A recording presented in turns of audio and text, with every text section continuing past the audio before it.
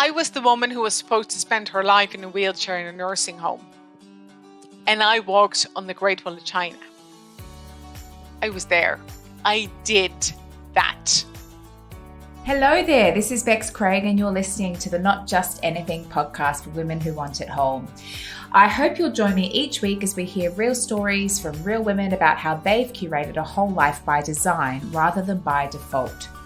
Okay, so for today's conversation, what you're going to need is a big box of tissues and a notepad because this is one incredible story peppered with insane insights and really powerful messages.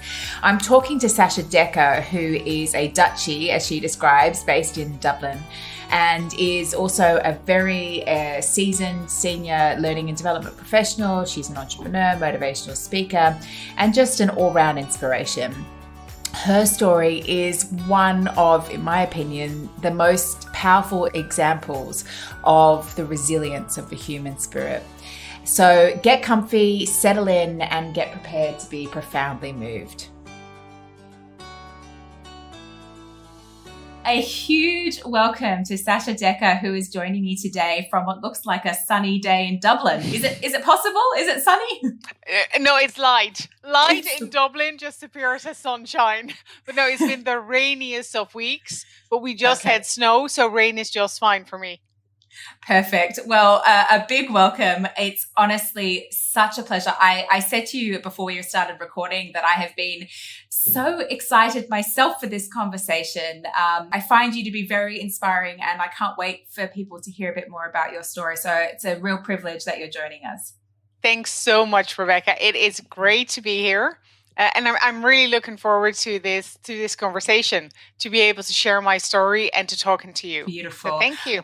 My pleasure. Well, maybe we can just jump right in, and because you have an amazing story to tell, so perhaps you could just share a little bit about who you are, however you want to define that, and however you want to share, and then a little bit about your story. Well, thank you. Where to begin? So I'm a Dutchie, so originally from the Netherlands, moved to Ireland about 10 years ago. Huge passion for people development. Been working in learning and development for the past 14 years. And that's what also brought me to Ireland. Loads has happened in the past 10 years, most notably a surgery that rendered me paralyzed. Now, of course, there's a bit more to that. So we're going to jump back in time a bit to 2009. My dad at the time was dying very unexpectedly. We had heard on a Friday that he had terminal cancer, and we were told that it was going to be a very short period of time. And so as my brother and I were looking into music for the funeral, I had this overwhelming wave of something. I felt very weird. And of course, at the time was like, yeah, my dad is dying and he and I were exceptionally close. It must be stress, like my body is responding to something. So anyway, my dad passed away. And this weird bodily feeling where it felt like, when you're at the top of a roller coaster and you're going down and you've got that weird butterfly feeling in the pit of your stomach. It was something like that. And then something happened to my vision. And it kept coming back to the point where at some point I asked my best friend, I described what I was feeling. And she was like, no, Sacha, I never have that. Doesn't sound really good, but it's probably just stress. And I was like, yeah, I think so too. After about the 7th time, I was like, yeah, maybe I need to go see my GP. Probably stressed, maybe she can give me something. So I went to see my GP and she was like, no, I don't think this is stress. I want you to see a neurologist. And actually, I want you to see the neurologist this coming week. I'm going to call them. And I was like, that sounds pretty serious. Don't be weird. So went to see the neurologist, and again, I was still thinking, this is nothing. Neurologist did some basic tests, and then did something that I still to this day consider one of the best forms of expectation management ever. She was like, okay, this is either a brain tumor, an aneurysm, or epilepsy. Now, let's be honest, out of all of these, epilepsy is probably the best thing you can have. So more tests followed, MRIs, EEGs. turned out that I had what they call silent seizures, partial complex epilepsy. Now, I always thought that from what I'd seen around me, epilepsy was A, something that you were born with, and B, epilepsy meant that you would fall to the ground and shake uncontrollably. I had never heard of silent epilepsy. However, that was the form that I had. And as it evolved over time, it meant that I could have like 3 or 4 or 5 seizures standing in front of 200 people presenting, which is something that happened, and nobody would notice. Like I wouldn't stare into the distance. Like I could have a seizure right now and just keep talking like you wouldn't notice. I wouldn't stare. I wouldn't stop talking. Nothing. I would notice though. Like I would have that horrible sensation in my stomach. I would think I was going to pee my pants, which obviously, fortunately, never happened. And my vision would morph into something else. The problem was that over the years, we tried about 21 different kinds of medication and nothing helped. And medication that you take for epilepsy goes to the brain and it has horrible side effects. Like I've wanted to kill myself. I've wanted to kill other people. I've gained weight, never lost weight, although that was supposed to be some of the side effects. I was like, yeah, give me these side effects. Bummer. So nothing helped. Now in 2012, I moved to Ireland, got a new neurologist. Now the thing that happened over time is that I started to lose my visual memory. So I'd be working with people for, say, an entire week, saw them 2 days later, wouldn't recognize them. And that was starting to get really bad. So my visual memory was starting to really get impacted.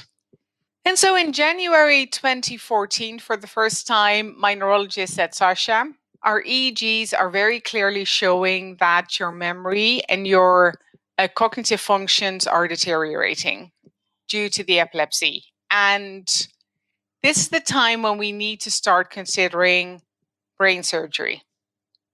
And of course, the moment someone says brain surgery, all of your functions are like, whoa, not what I want to hear. There's a bit of, Grey's Anatomy, cute doctor, but the majority of you a little bit. You're like, oh, McDreamy, somewhere, please. But the majority part of you goes, really? And my neurologist, who is an amazing man, he went, here's what's going to happen if we don't do this. By the time you're 50, you'll probably have full-blown Alzheimer's. Gosh. So all of a sudden, there's a choice between brain surgery right now or full-blown Alzheimer's by the time you're 50. Okay, so we're doing a bit of research, talking to a brain surgeon. They are doing this surgery every month, twice a month, and have been doing that for the past 12 years. This is basically, and this literally how they've explained it, and what I've seen and all of the data, this is the appendix surgeries of brain surgery. Like this is pretty darn simple, to the point where the surgery would be on Monday. I only have to stay in hospital for 3 nights. I'm going to be walking out on Thursday. Epilepsy gone, go for the rest of your life. Wonderful. So surgery is planned for the 24th of August, 2015. Great. Happy days. I'm actually almost looking forward to this. People are super supportive. Nothing had ever gone wrong in the 12 years that they've been doing this surgery. Like I talked to former patients. Everyone's like, this is the easiest thing. They don't even have to shave your hair. Wonderful. Great. It's still brain surgery. If something does go wrong, it'll go wrong big time. But hey, chances are, and they calculated on their fingers, 0.0001%. I was the 0.0001%. The last thing I remember is the anesthesiologist telling me to count back from 10. The first thing I remembered was 2 nurses telling me that they are going to roll me over. When you're paralyzed, you can't roll yourself over. At that point, I was in the ICU. At some point during the surgery, I had a massive bleed in my brain. I was fully paralyzed down my left side. I couldn't smile. Not that there was a lot of smile to smile about. I couldn't sit up straight. I couldn't stand. I couldn't walk. I couldn't do anything. It took a long time for me to realize that. I have very few memories of these first days. 3 weeks later, my medical team came to tell me that based on the results of the latest MRI, it was highly unlikely I would ever walk, work, or live independently again. And they handed me a list of nursing homes. And as they walked out, one of the team turned around and said, "You can still have some quality of life in a wheelchair in a nursing home, you know. There are some people your age who manage. There is nothing in life that you can have been through that ever sets you up for that kind of experience. For someone to tell you that you're going to spend your life in a wheelchair in a nursing home." I decided and told them right then and there that wasn't going to happen, that I wasn't just going to walk again. I was going to walk on the Great Wall of China. And there was a very specific reason I chose that. My dad and I had decided just before he became ill that he and I were going to go to China. And so for his memory, that was the first thing that came into me. I was like, that's what we're going to do, Daddy. To honor you, that's what I'm going to be working towards. I will walk on the Great Wall of China. And everyone was like, Sacha, it's not going to happen. You're going to be in a wheelchair. You need to accept that. The sooner you accept that your life is going to be in a wheelchair, the sooner you gain your strength to do that, you know, to adapt to that and to build your life around that, the sooner, you know, you'll be able to gain that quality of life. And all I could think was, it's not going to happen. I am walking on the Great Wall of China. On the 24th of August, 2017, to the day 2 years after the bleed that destroyed all the connections for the left side of my body, I walked on the Great Wall of China. Incredible. It's just incredible. I mean, honestly, I'm sitting here and for other people's benefit, like I've heard this story and yet still I'm sitting here, I'm close to tears. I've got goosebumps all over me. It's a story of such immense determination. And at the same time, I'm curious about all of those moments along that journey, you know, your dad's sudden passing and then finding out that you've got this rare condition and then having this, as you say, not really a choice, but a choice between surgery or ultimately Alzheimer's and then finding out you're paralyzed. I mean, and all of these are in anybody's lifetime, probably something that you would hope anybody would only have to go through, you know, once or twice, but certainly not the number of times that you did. And so I'm kind of wondering, because it sounds as though at each of those times that you kind of just rose to the challenge, met to be, what was those processes like, I guess, just to get curious about those moments?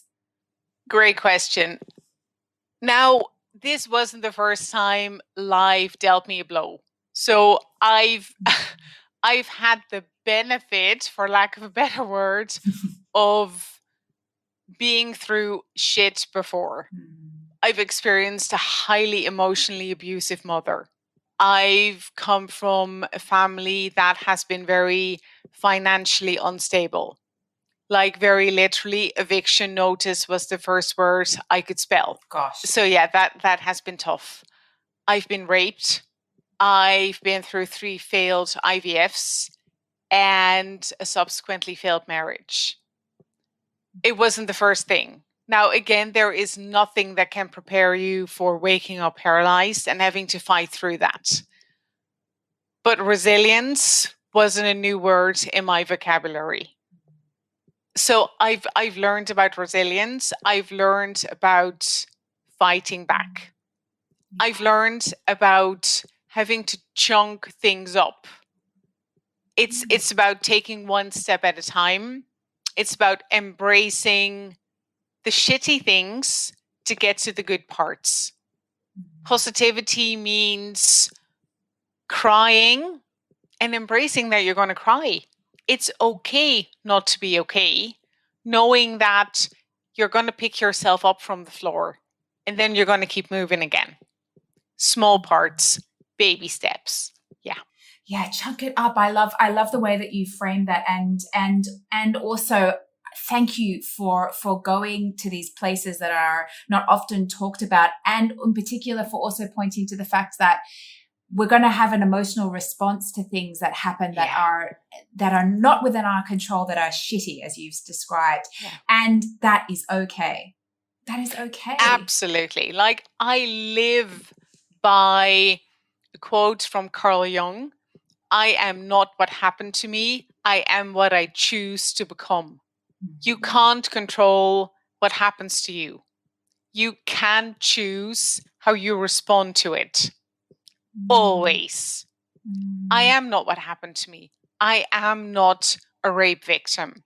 I am not a person who became paralyzed. I am not a victim of emotional abuse. I am not a woman who couldn't become a mother even though she wanted to.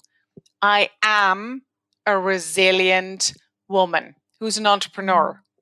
I own and control my destiny. I chose to become that person. That is within my control. Yeah, I think, oh gosh, I mean, I really can't control the amount of goosebumps that I'm getting here. And it's because it's so powerful. It's so powerful to state that and to live that. One thing to say, I'm going to make these empowered choices. I mean, I think a few people more and more are doing that, but to live that. And so, incredible story, immense amount of, overcome adversity and resilience and courage in all of this. And so where does this bring us to where we are now, and what this means for you moving forward in terms of your aspirations and this like ongoing, I guess, thirst for life and fight for life, maybe? Yeah, I think it has given me a lot. Now, mind you, that doesn't mean I always felt that way. And of course, there has been anger from my side as well. I didn't just wake up and go, oh, okay, this happened. Great, let's move on. Like, let's not pretend that that was the thing. I've had anger as well. I've cried oceans of tears. I think where I am now is looking back and going, okay, this is it. This is my reality. I can walk again. My arm is very likely never going to function. I am a woman with a disability. Mind you, I'm not a disabled woman. So for me, I believe that it's made me a more rounded professional, more compassionate towards other people, and very much working on being more compassionate towards myself. So I'm very fortunate in the sense that I've always known what my why is, which is to inspire other people to be the best they can be. So empowering others has always been my big why. And it's a big reason why I'm in learning and development and coaching. Makes sense. And so going forward for me, that is what I do. That's what I love doing best. It's what I do with my company, Phoenix Sales Consultancy. And so that's what I want to continue doing. And being able to use all of that experience, again, has just made me a more rounded professional. With all of my limitations, with all of the goodness that I have, that's what I do. That's what I use. That's what I'll keep doing. Yeah, there's a couple of things that I do want to make sure that we talk about, especially your company, because it's an interesting story as well. But I just want to go to where you're pointing right now, which is what it's given you in terms of kind of this roundedness as a professional, as a human, more compassionate, etc. If you could distill down for others this lessons that you have been learning and into kind of a message that you would want others that might not have the same experiences to grasp onto, but if you could into leaders, into frankly into individuals in all communities, what is the big message from your point of view, from your learnings? Couple of things. I think the first thing that I've learned that has been so powerful that I still think about every day is the way that we talk to ourselves. And very practically, I remember as I was in the rehabilitation hospital, learning to walk. And it's such a process. Like, it's literally a step by step. Like you take baby steps, and there's like a physiotherapist walking next to you, holding you. And so at one point I was to the point where I was able to take steps outside of the gym, which is amazing. You're like, oh, where I can go outside of the gym, and you look to each other, as patients going, oh, I'm there, I'm allowed to go, and there's still a physiotherapist holding you. Like, there's one hand on each side of your hips. And there's a quadrangle in the rehabilitation hospital, so a little square that you walk around. And at one point I had a tiny little, it's not even, you can't even call it a stumble, like it was nothing. It's not like I even fell, but there was a little thing. And it instantly broke my confidence. I was like, oh, that's it. Can't do it. What if I can't do it? What if I don't know how to walk anymore? What if my body doesn't remember? And so my physiotherapist looks at me and she goes, Sacha, we're going to sit down right now. And she walks me like 3 more steps to the chair. She sits me down and she looks at me and she goes, you know exactly how to walk. Your body remembers how to walk.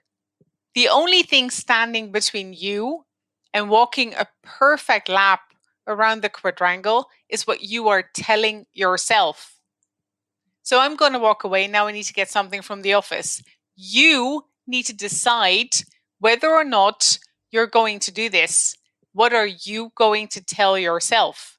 Because if you're going to keep telling yourself you can't do this, then I'm going to get your wheelchair and you're going to go back up to the ward. If you think you can do this, then you can do this. Like there's this quote by Gerald Ford, whether you think you can or whether you think you can't, you're probably right. And that is so true. And I've experienced this a number of times. Whenever I think I can't do it, I need to stand there and go, okay, I can do this. There is always a way. If you believe there's always a way, there's always a way. I've stood in front of impossible situations, like physically, where I need to like cross a road or step onto the pavement, like perfectly normal situations for anyone who's fully, able-bodied, and where I would be like, I don't know how to do this. And literally tell myself there's always a way. And there is. People are so used to looking at the impossibilities. Let's start looking at possibilities. Let's start looking at solutions. But the stories we tell ourselves determine where we're going to go. If you tell yourself you can, you'll be able to do it. The things we tell ourselves are incredibly important. So I think that for me has been an amazingly important lesson. The things we tell ourselves. Yeah, I think, can't we be just so incredibly unkind to ourselves? So much, we would never say some of the things that we say to ourselves to friends or actually probably to anybody. And yet, yeah, you're right. Then we create narratives and then they self-fulfill a little bit. And so when you've had those moments or if you still have, I don't know, but how are you training yourself? Because I sense this is a little bit of a muscle to develop, like to say, no, thank you. I'm not interested in that right now. There's always a way to go back to that kind of much more empowered, much more resourceful, much more resilient voice inside. How do you get there? It is training. It is exactly what you said. It's literally pausing. It's recognizing what I'm doing. It's recognizing that, okay, it's awareness. Why am I telling myself this? What am I getting out of this? How did I land on this point that I'm doubting myself? And then let's go back to all of the times that I was able to do this.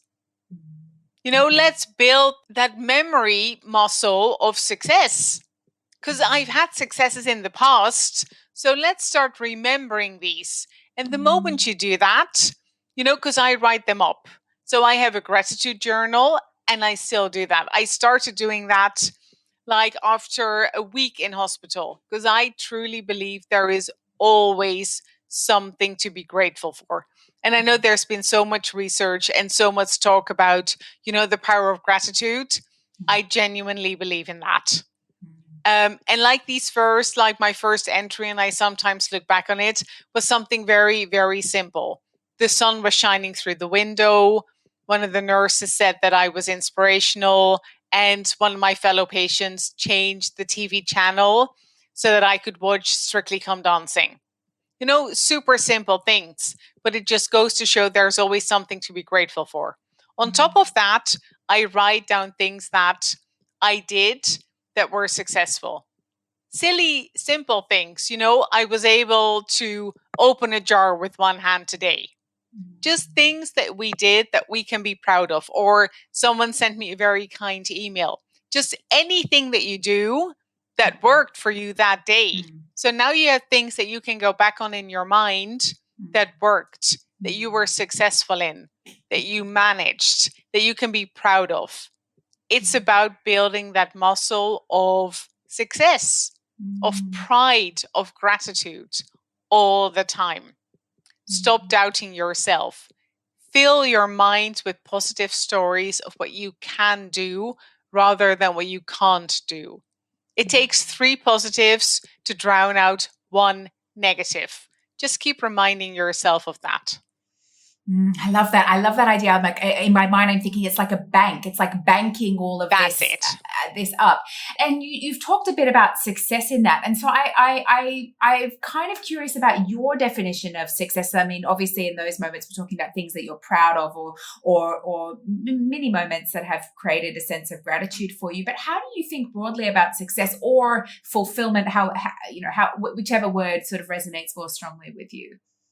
For me, actually, success is doing what I love doing while also empowering other people.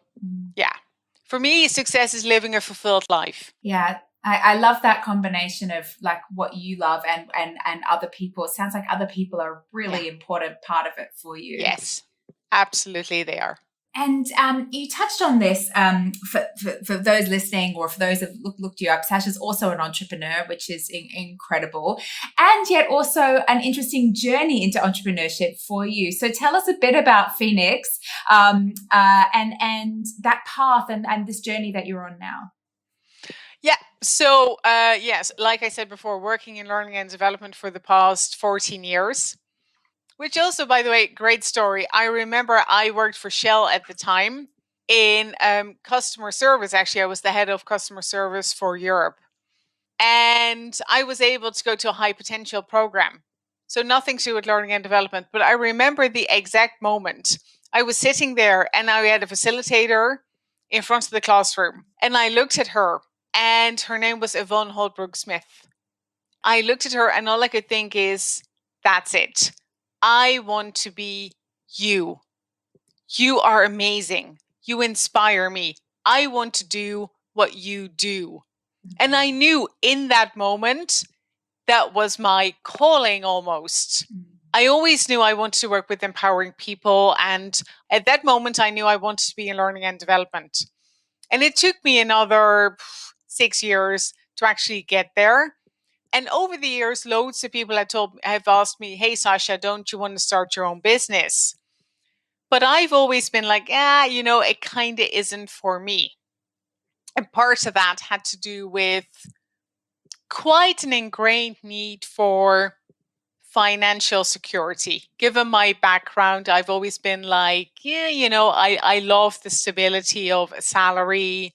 I also, on top of that, like working with the team, climbing the ranks, all of that. And my best friend, whom I've known for 25 years and who's been such a driving force for me and such an amazing support, like throughout my journey, my life. So it's been like, I know you could do this. I know you'd be amazing if you'd start your own business. And again, I've been, playing with the idea, but always in the back of my mind. And then last year, like so many other people throughout Corona, I was made redundant. And so now I had a choice. I was like, okay, a couple of things I can do. I can either sit back and hope for another job, but coming from a senior director role and looking around and seeing there wasn't that much going on, it's like, this might be the moment when the universe is actually telling me, okay, girly, I'm doing this for you because this is the right time. With the idea that everything happens for you, not to you. And the universe is actually supporting your efforts what you visualize will materialize. I was like, yeah, this could be the right moment. And so as I'm talking again to my best friend, and she's like, she's so wonderful. She's like carefully nudging me. She goes, if you would start your own business, what would you call it? And I knew straight away Phoenix. Because Phoenix has always been a big thing for me. Like as I was in hospital, fighting my way back to independence, learning to walk again, it was always Phoenix for me, like from the ashes, rising from the ashes. I've got a tattoo of a phoenix. So Phoenix, it was like, yeah, I'm going to call it Phoenix. And so she's got a business, my best friend, in building websites. And she was like, let's just check if the domain name is free. And she was like, what would Phoenix do? And because I've always been in commercial learning and development, sales enablement, so it's like, yeah, it would be like Phoenix Sales Consultancy. And she's like, what do you know? It's available. And I think then and there, 11 o'clock at night, the decision was just made. She was like, you'd be amazing. You could do this. And I've been very fortunate in the sense that when the senior vice president in the company I worked for before is my mentor, and she's an amazing woman. And as I was talking to her as well, she was like, Sacha, I think you can absolutely do this.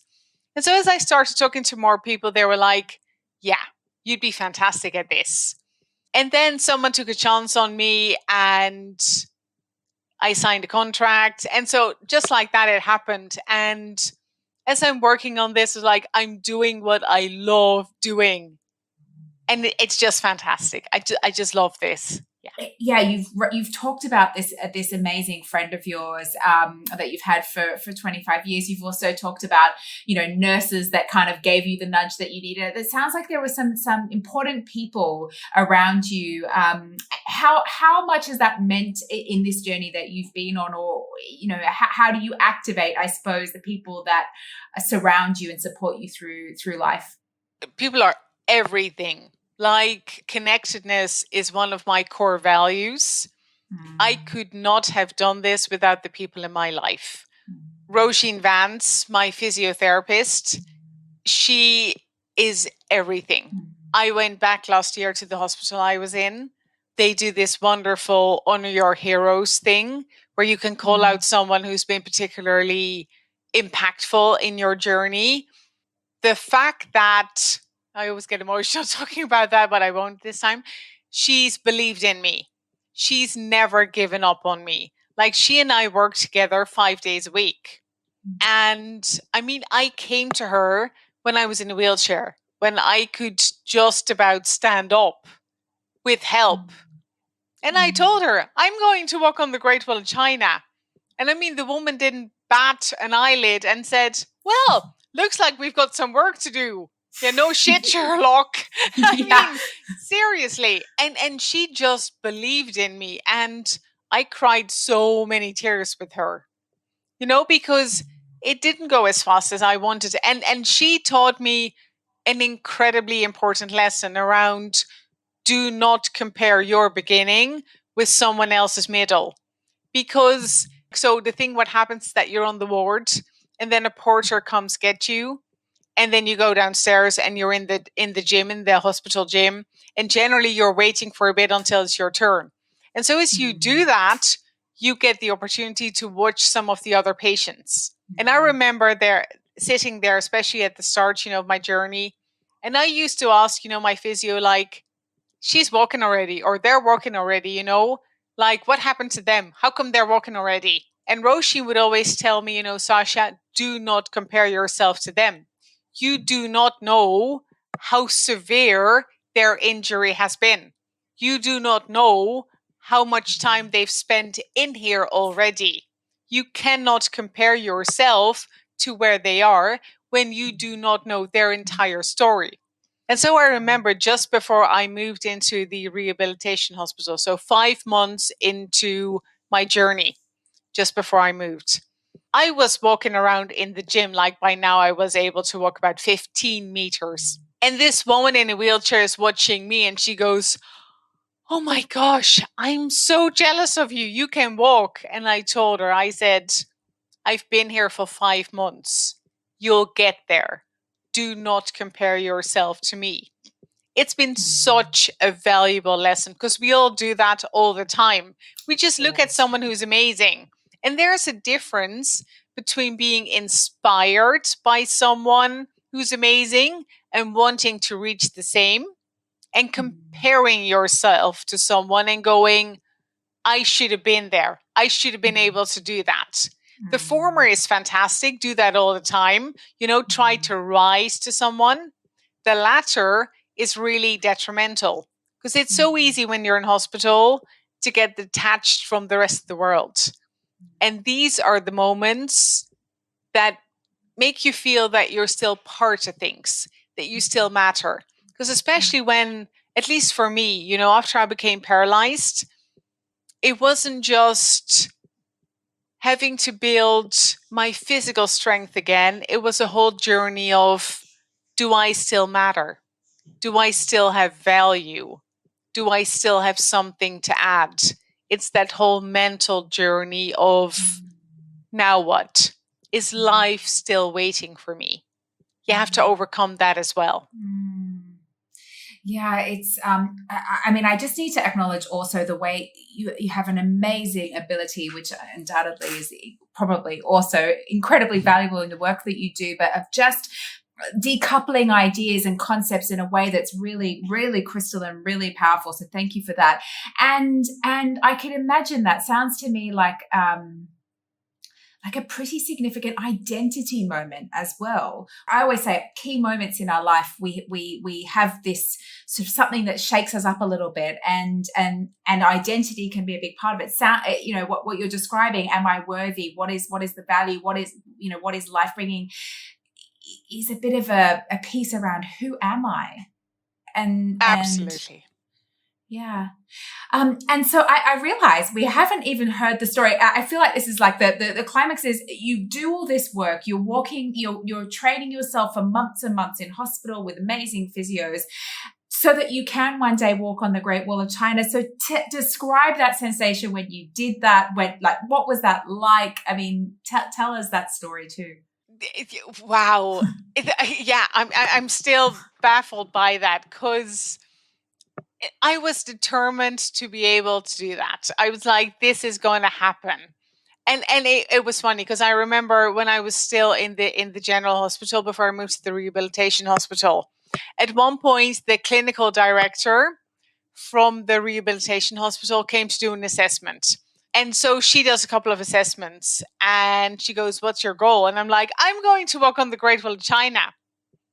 And she looks at me and she goes, okay, Sacha, I've been doing this work for over 20 years. And she goes, you're definitely going to be on the Great Wall of China. And I'm cheering inside. And then she goes, in your wheelchair. And I'm crushed. Like, this woman is been doing this work for 20 years. And she goes, there is no chance you're going to be walking on the Great Wall of China. There's just no chance. It's just not going to happen. And the sooner you accept that, the sooner your recovery can start. And it's like, no, you're just wrong. You're just absolutely wrong. This is happening. And I remember it was April when a friend of mine actually approached me. He started his own business, Brain for Business. And they were doing a conference. And he was like, Sacha, you've been so amazing. You're so resilient. We'd love for you to be a speaker. And that was happening early September. And all I could think is, this is the moment. I want to be there and I want to have been able to walk on the Great Wall by then. And so I called Esther, my friend, and I said, we're booking a ticket now. We're doing it. I'm putting it into the system. We're doing this. And so we booked the tickets. And although I was like, I can do this, I can do this, I can do this. And I'd used loads of visualization. Like every morning throughout my time in hospital, in the morning, I watched a YouTube clip of the Great Wall. But of course, I had no idea. I mean, I'd never been to China. So I had no idea what the Great Wall looked like. No one told me there were this many steps. Right. No one told me that, of course, and I should have known this, like the darn thing has been there for thousands of years. It's a bit rickety. And that, of course, the stones are so worn out. And I don't have that much balance, especially, I mean, by now it's been 5.5 years. But at the time, it was only 2 years after. Like, my balance isn't that wonderful. So we had an amazing tour guide. And he goes, okay, let me take you to where I think the least steps are and the best is. So it's pretty quiet there, which is wonderful. So we're there. And of course, all I can do is cry. Like, the moment we get out of the car and I see it, and I'm like, we're here. And of course, there's also the big emotional thing of the fact that my dad and I were supposed to be there. And I'm just so grateful that Esther's there with me. And so we're going over. So by now I'm like, okay, it's pretty darn steep. It's really steep. The stones are really worn out. Because initially I was like, by now I can walk a good kilometer. And I'm like, yeah, there is no chance I can do a kilometer on the Great Wall of China. I'll be happy if I can do maybe 100 meters. And that's going to be great as well. So we walk about 100 meters just beyond this monument. We take a couple of pictures. And I say to Esther, I said, you know what? I'll just stand here for a bit. You go and you explore a bit further. So she starts walking. I'm standing there. And then this lovely little girl musters up the courage to come over and go, can I take your picture? And I'm like, yeah, sure. And this is the starting sign for people to go, oh my word, we can take a picture with her. So what Esther comes back to, and I've got a little video of this, is a queue of people waiting in line to take a picture with me. It was just amazing. So finally, we clear the line. Like, there must be at least, and I'm not exaggerating here, 50 pictures of me being tall, standing in line, taking pictures. It was amazing. Because I'm like, yeah, I feel pretty heroic here. I feel pretty amazing. Yeah. I'm on the Great Wall of China. I work towards this. And then, there's a little clip of me walking down, it was amazing. Like, we had a wonderful holiday. I loved Beijing. And then we went on to Hong Kong. So I just loved being there. Gosh, I love the food. So I just loved being there. Yes, such good food. But just walking there, and I proved everyone wrong. Like, I was the woman who was supposed to spend her life in a wheelchair in a nursing home. And I walked on the Great Wall of China. I was there. I did that. I genuinely rose like a phoenix. And it just goes to show that don't let anyone ever tell you what you are and aren't capable of. Believe in yourself. Set a goal. Work to become the person who can reach that goal. And then go smash that goal. Congratulations. And I think it's so incredibly touching, that story. And I'm glad that you had a little mini celebrity moment, because why shouldn't you? Like, of all the things that you could have people celebrating, I think that sounds like that was a really important moment. And I guess I only really have one final question, which is, what's the next mountain that you've got your eye on to climb? What's the next? Because it seems like you're unstoppable, and anything you put your mind to, you rise, like you said, rise like a phoenix. What is next for you? Well, so physically, after walking on the Great Wall, I also walked a 10-kilometer mini marathon. So I did that with a friend of mine who flew over from the US, and then Esther came in as well. So we did that. So physically, together with a friend of mine from the rehabilitation hospital, I'm going to walk part of the Camino. So the Camino de Santiago. We're going to walk the last 81 kilometers. So that's next. And then other than that, it's about making Phoenix a success. Yeah, making my own business successful. I mean, I would have no doubts that this all seems to, it's not that it happens, you make it happen, that you make these choices, that you step into it. And Honestly, I'm just blown away by this conversation. I hope that I can bring some of your courage and tenacity and inspiration into my life. And for those people listening, I hope that it translates for them too. It's an incredible story, and I know that there's going to be more chapters that you'll write. So huge, genuine thanks for taking the time to share it with us all today. Thank you so much, and loads of courage and love and good things to everyone. And to you, Rebecca, thank you. Thank you so much for joining me today for another episode of Not Just Anything for Women Who Want It Whole. If you enjoyed our discussion, be sure to subscribe to our weekly podcast and leave us a review. Otherwise, thank you so much for being here with us, and we look forward to having you join again. And remember, be